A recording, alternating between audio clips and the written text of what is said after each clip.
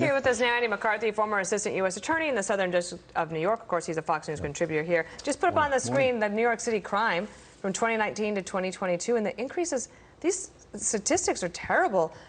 Burglary up 32%, robbery nearly 40%, and transit crimes 53%. And I think those crimes, that's like on your subway, for example. Right. That means that all these other things start to spiral downward because that means people aren't coming into the office. People don't want to get on the train. They're not coming to spend money. They're not going to the shops or the restaurants or even Broadway.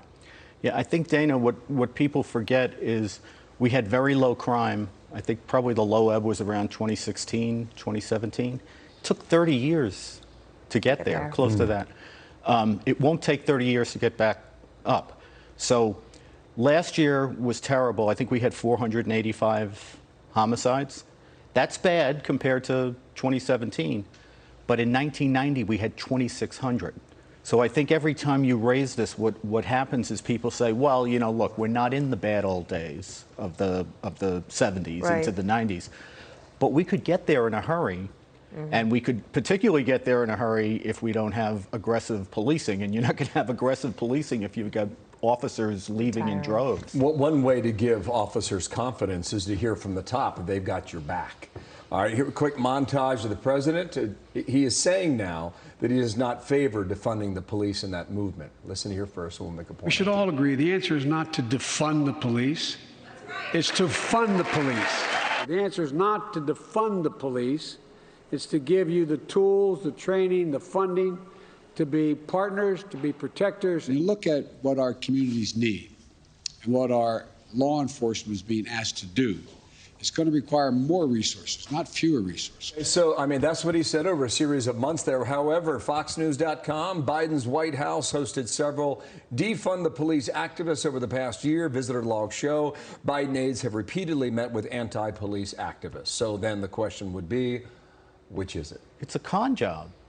You know, look, they have some progressives who are unabashed about saying we want to defund the police. And then you have some more mainstream Democrats who realize what the electoral consequences of that rhetoric is. So they say, no, no, no, we don't want to defund the police.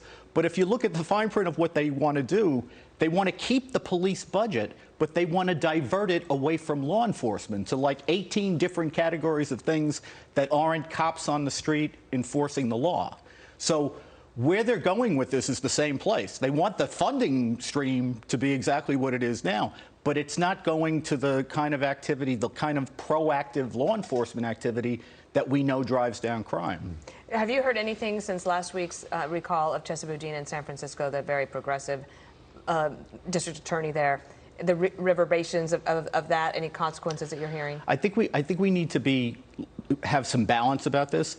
That was a very good thing for law enforcement, that the people of San Francisco who are not Republicans, right? These are not like, you know, pro-cop. They moved him out. But let's also remember, on this side of the country, Larry Krasner, who is the East Coast version of Chesa Boudin, not only got in, he was reelected with about 75% of the vote. So, you know, it's a long way to go here. While we have you, are you surprised that the security for U.S. Supreme Court justices has not been given to them and their families thus far?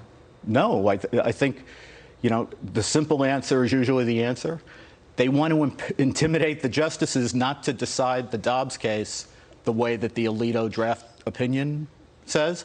So they don't want to annoy their base supporters by ratcheting up security for the justices. But the blunt fact is they don't want the case decided the way Alito. You're going to get a decision either way, and the President of the United States hasn't even given voice to this issue. Yes, but Bill, the time, if you're going to intimidate them into changing the decision, the time to do it is now. After the decision comes out, it's out. Right. So from their perspective, it's now. It's a shame. I mean, it is against the law to protest at a federal judge's house, and they do nothing, and that's not good. Thank you, Andy. Good to see you. Andy, thank you.